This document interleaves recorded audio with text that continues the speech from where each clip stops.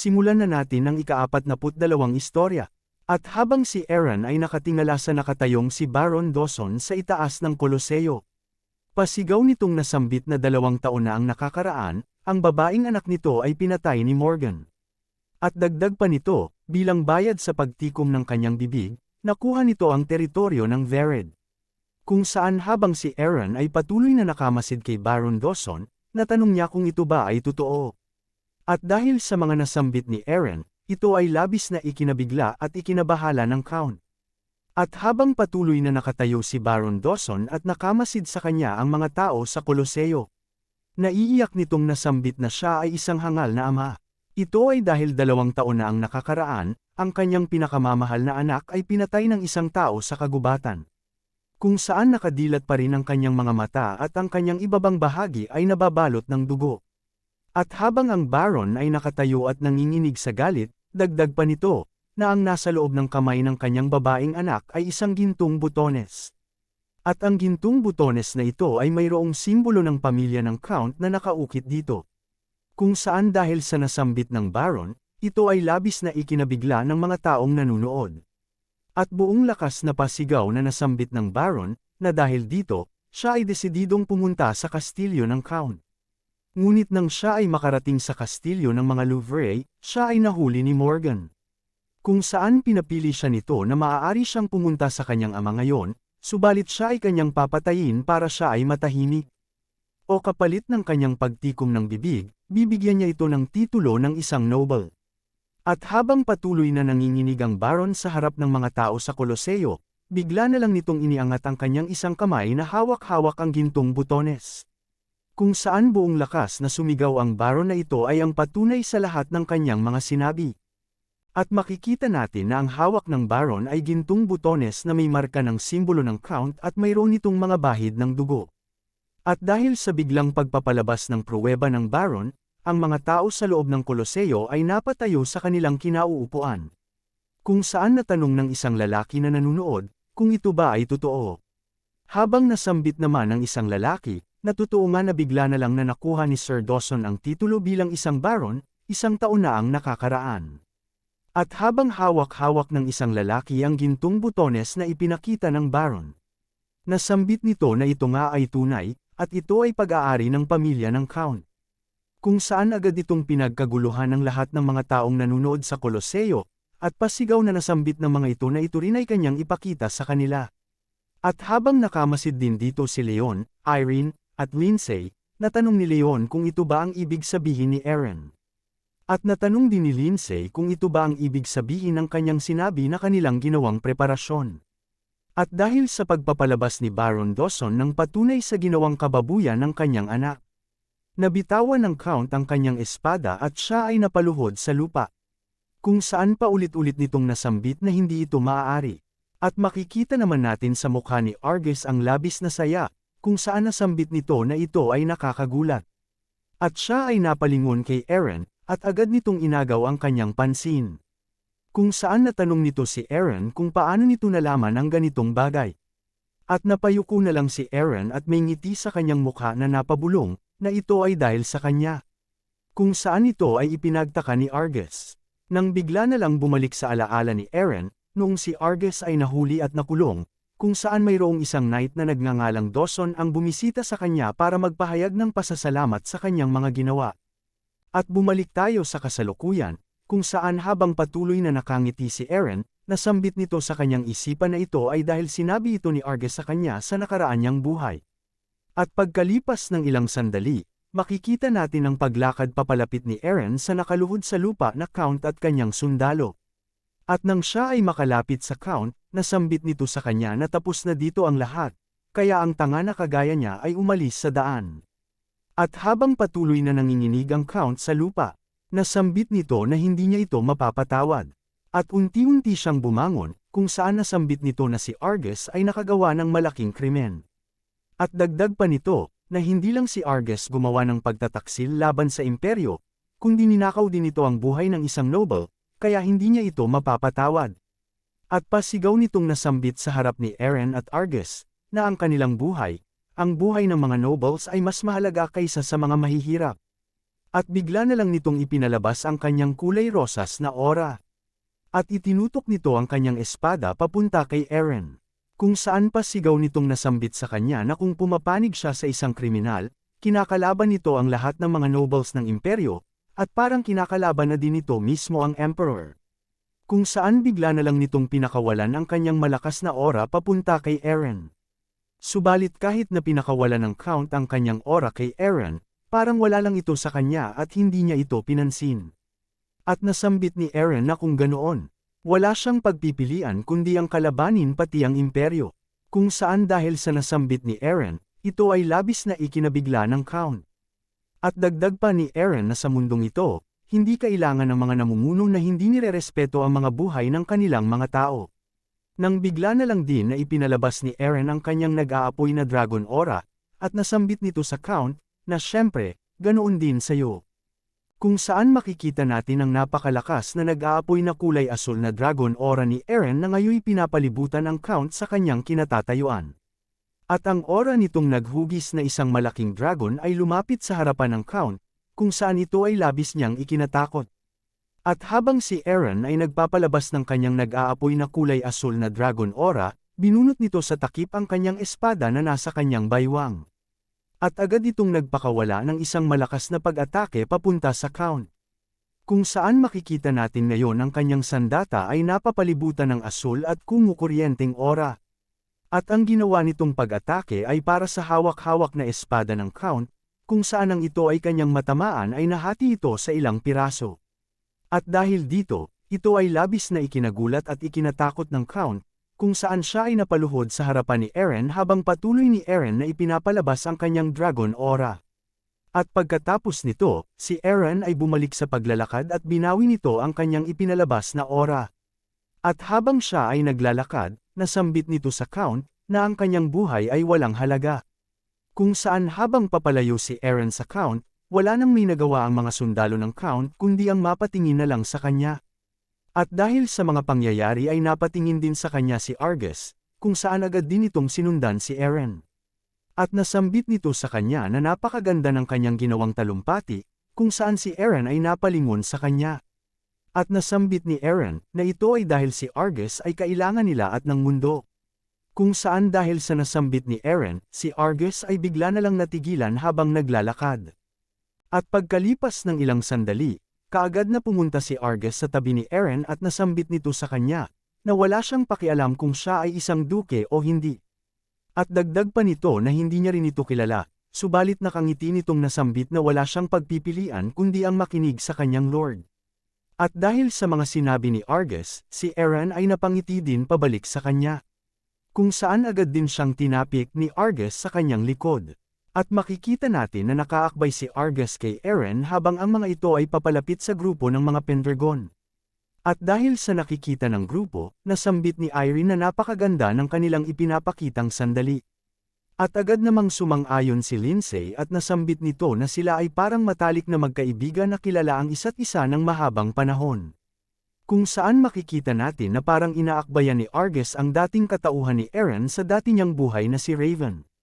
At dahil dito, may labis na pagkamangha sa mukha ni Leon na nasambit nito, na ang mundo ng mga lalaki ay tunay na astig. Kung saan dahil sa kanyang sinabi, napatingin na lang sa kanya si Lindsay at Irene na may nagtatakang mukha. Nang bigla na lang ni Argus itinuro ang kanyang daliri sa mukha ni Leon. At habang tinuturo nito ang kanyang daliri kay Leon, natanong ni Argus kay Eren kung siya ba ang kanyang magiging disipulo. At pagkalipas ng ilang araw, makikita natin si Argus na nagmamaneho ng karawahe sa isang daan sa gitna ng kagubatan habang si Leon ay tumatakbo kasabay ng mga kabayo nito. Kung saan napatingin si Argus kay Leon habang may hawak-hawak itong isang latigo. At makikita natin ang labis na panghihingal ni Leon dahil sa walang tigil na pagtakbo at paghila nito sa karawahe. Kung saan ang ito ay mapansin ni Argus, agad nitong nilatigo si Leon ng kanyang hawak-hawak na latigo sa kanyang likod. At nasambit nito kay Leon na huwag nitong hayaan na mawala ang kanyang hininga dahil mas maagang mauubos ang kanyang lakas. At dagdag pa nito na sa isang tunay na laban, ang ibig sabihin nito ay kamatayan. At nasambit din nito na ang paghinga ng tama ay pundasyon ng sining ng pakikipaglaban, kung saan agad din namang pasigaw na sumang-ayon si Leon habang patuloy na tumatakbo. Subalit bigla pa din na nilatigo ni Argus si Leon habang siya ay tumatakbo, kung saan siya ay napasigaw dahil dito.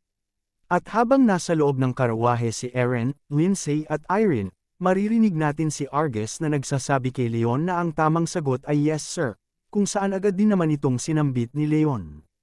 At dahil dito, napatanong si Irene kung hindi ba ang paraan ni Argus ng pagsasanay ay malupit. At natanong din ni Lindsay kung magiging maayos lang ba si Leon. At agad naman silang sinagot ni Eren, na bilang guro, ang kakayahan ni Argus ay walang kapantay. At dagdag pa ni Eren, na si Leon ay may talento na kayang pantayan nito. At bumalik tayo kay Leon kung saan patuloy pa din siya sa pagtakbo habang hinihila ang karawahe, nang bigla na lang siya na napatid dahil sa kanyang nadaanang kahoy.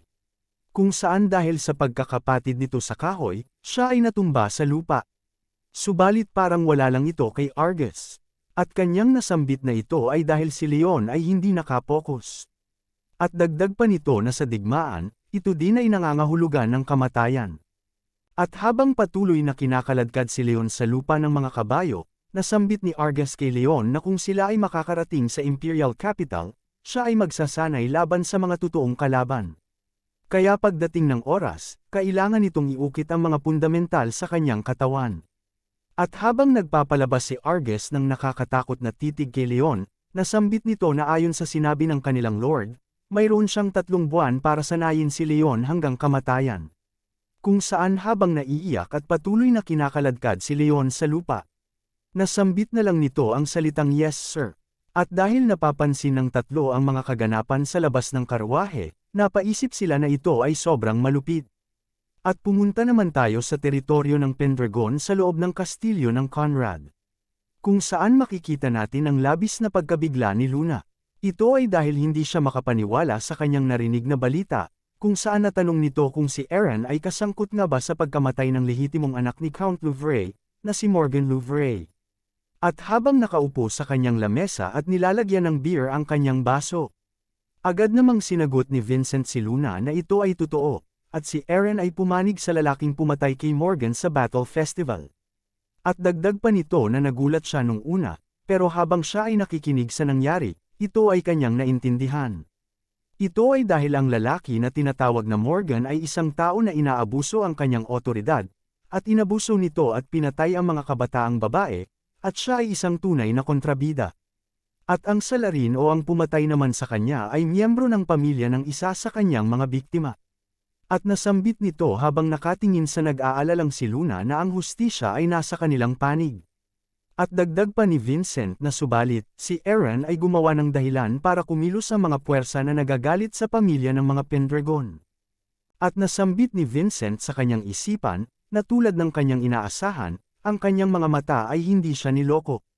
At ang kailangan niya ngayong gawin ay protektahan si Eren mula sa mga pagsubok na lalabas, at mas lalo pa niya itong papalakasin para maging isang tunay na hari. At habang nakapatong ang ulo nito sa kanyang 2 kamay, dagdag pa nito sa kanyang isipan, na ito ay para masagip ang mga tao sa imperyo, at para matupad niya ang kanyang matagal ng pinahahalagahang ambisyon. At pumunta naman tayo sa kagubatan malapit sa kastilyo ng mga Pendragon, kung saan makikita natin si Isla kasama ng kanyang griffin na nakatingala at nakamasid sa kalangitan. At ang pinagmamasdan ng mga ito ay ang mga sundalo habang sakay ng kanilang mga griffin na nag-eensayo sa itaas ng himpapawid. Kung saan makikita natin na ang mga ito ay nakikipaglaban gamit ng mga kahoy na sibat, habang nakasakay sa kanilang mga griffin. At mayroon ding sundalo na mayroong daladala na isang crossbow habang lumilipad ng mabilis ang kanyang griffin. Kung saan natamaan nito ang lahat ng kanyang mga target. At habang patuloy na nakamasid si Isla sa mga nag-eensayo, bigla na lang dumating si Vincent daladala ang kanyang inumin. Kung saan nasambit nito habang papalapit kay Isla at sa kanyang griffin, kahanga-hanga ang iyong ginagawa, Sir Isla. At nang si Vincent ay makalapit, siya ay tumabi kay Isla, at nasambit nito na ang mga griffin riders ay ang hinaharap. At dagdag pa nito na dahil sa mabilis na pag-usad ng mga ito, tanging ang mga pinakamahusay na knights lamang ang makakapantay sa kanila.